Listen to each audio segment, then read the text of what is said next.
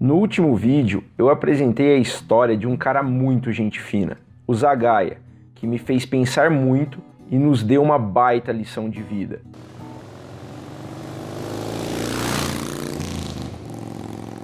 Hoje, eu trago um velho conhecido das duas rodas, que graças aos seus ensinamentos e conselhos, me fez um piloto melhor. O André é advogado, jornalista, consultor de trânsito e um expert em segurança viária, principalmente quando o assunto é duas rodas, e batalha por um trânsito mais amigável e seguro para todos os cidadãos, com o seu projeto Motociclismo com Segurança, e luta dia após dia através da conscientização e educação de motoristas, com um único propósito: salvar vidas. Puta, cara, eu ando de moto oficialmente desde os meus 18 anos, quando eu tirei a habilitação. Andei muito de moto escondido, porque em casa meu pai e minha mãe são anti-motocicleta. Aí eu fiquei um período sem andar. A época que eu fiquei sem andar de moto, cara, era uma coisa tão triste. Quando eu tava no carro e eu via as motos passar, cara, eu confesso pra você que eu não consigo nem expressar isso. Não precisa, todos nós sabemos como é a moto abstinência. Quem me conhece vai se lembrar de como foi quando vendi a Neuza e o quanto escuro foi esse período até a chegada da Branca de Neve. Aí casado, a própria esposa incentivou, aí eu voltei a andar, mas aí veio os filhos, tal, com eles pequenos voltei para motocicleta, até mesmo para ganhar qualidade de vida eu advogava, então tinha dia que eu precisava ir em vários fóruns, então eu comecei a fazer tudo de moto, o dia se tornou até mais leve, até melhor, não tem comparação.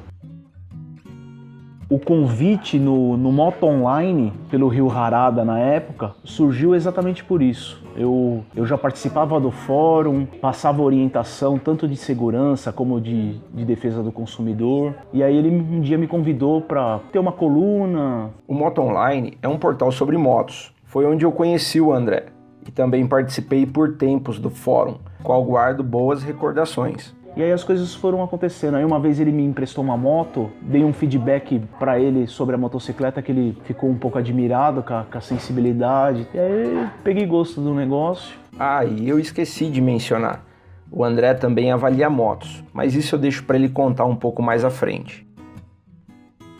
Desde que eu comecei a atuar como jornalista, eu sempre tive uma preocupação com segurança viária com foco em motocicleta. Criei o projeto Motociclismo com Segurança em 2012, por ver que existe um quadro no Brasil que é tenebroso, principalmente com questão à motocicleta.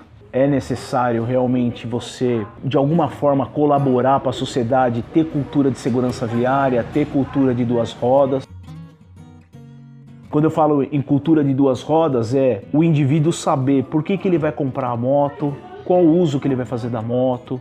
Ele precisa utilizar equipamento de segurança, que o equipamento de segurança não é formado só pelo capacete, que ele precisa fazer a manutenção adequada da motocicleta. Tem uma série de questões que envolvem o mundo de duas rodas que precisa se tornar assim o mais claro possível para as pessoas usufruírem bem, porque é fantástico andar com moto. Sem dúvidas, a conscientização é o melhor caminho, pois ao pilotar, muitas vezes produzimos tanta endorfina que acabamos achando que somos super-heróis, esquecendo o quão duro é o chão. Mas aí eu descobri que a empresa, principalmente, se o marketing, o departamento de marketing, ele tem verba, o departamento de segurança do trabalho não tem verba. Eu mesmo assim insisti em iniciar o projeto, fui buscar parceria, fui buscar patrocínio. Estou nessa batalha ainda. Esse final de ano de 2019, a Triumph vai me apoiar para eu atuar aí junto com o Centro Paula Souza. O ano passado foi talvez o melhor ano do projeto, porque foi feita uma parceria com o Centro Paula Souza, onde eu comecei a viajar pelo estado de São Paulo atendendo as ETECs. O projeto se tornou matéria de extensão universitária na Universidade Federal de Rondônia. Um professor, Renato, lá do campus de Guajará-Mirim, uma vez ele conversando comigo que estava aumentando a quantidade de acidentes lá por conta da duplicação da BR-425. E a gente começou uma troca de ideias, ele já estava trabalhando com a questão de trânsito lá no campus, lá no curso de gestão ambiental. E hoje ele é um braço do projeto Motociclismo com Segurança lá em Rondônia. E esse ano, depois da parceria com o Centro Paula Souza, o feedback foi tão positivo que foi firmado um acordo de cooperação técnico-educacional, onde eu vou continuar esse trabalho com o Centro Paula Souza. E o próprio governo do estado de São Paulo está vendo que as ETECs e as FATECs têm uma importância grande para disseminar a questão da cultura de segurança viária.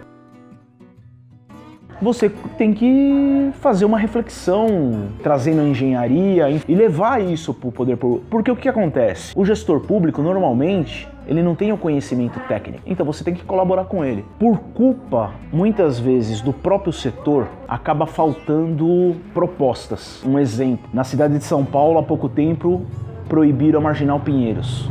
Dos argumentos do gestor municipal, o que faltou do setor de duas rodas? Faltou chegar para o gestor municipal e falar, olha, qual o estudo que você tem ou qual o dado estatístico que você tem para proibir? E daí ter toda uma discussão séria de falar para o gestor municipal, olha, não proíba todas as motos, proíba as motos de baixa cilindrada, sem querer proteger determinadas marcas ou determinados segmentos. Eu considero o principal veículo como alternativa à mobilidade urbana, só que você tem que ter a honestidade de colocá-lo no seu ambiente devido. E não sou eu, o André, que está falando, não sou eu que inventou isso. Basta você pegar o Código de Trânsito Italiano, onde existe a proibição das motos de baixa cilindrada em acessar a rodovia. O produto de baixa cilindrada foi pensado para o uso urbano. Quando você está numa via expressa, que é de 90 km por hora, ele já está fora do habitat dele. E eu gosto de mencionar a Itália, por quê? Porque a Itália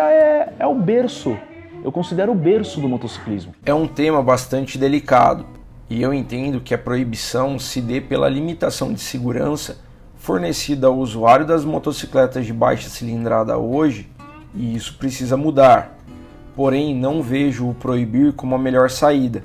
Aposto na tecnologia e na educação, e que juntas sejam o caminho para a solução desse problema. Talvez com equipamentos mais seguros, sistemas mais eficientes, sem contar a empatia entre aqueles que dividem a mesma via.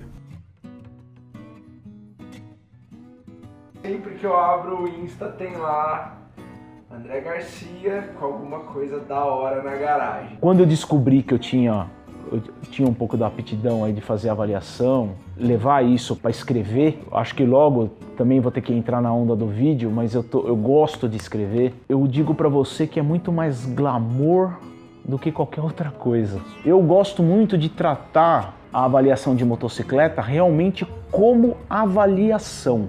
Por quê? Porque a moto, quando ela sai da fábrica, ela já foi testada. Ela já passou pela mão de pilotos, né? As fábricas têm pilotos muito acima da média. Aí ele está fazendo o teste. Então, quando chega já para a imprensa, é a avaliação, o jornalista falar do produto, passar as sensações, tal, formar uma opinião sobre aquilo para o leitor. Você tem que se colocar no lugar do consumidor. Esse é o papel do avaliador. Vamos dizer assim, dar uma espécie de orientação para aquele que está te lendo, se ele realmente vai querer ou não comprar aquela moto. Se eu tiver que ficar entre o leitor e contentar um player, eu vou ficar com o leitor. Não tenha dúvida. André, eu te desejo muitos êxitos nessa batalha por um trânsito mais seguro, mais consciente e responsável. E que mais pessoas possam conhecer e usufruir do seu trabalho e quem sabe também ajudar nessa luta. Eu vou ficando por aqui. Fiquem com Deus. Até breve. Câmbio. Desligo.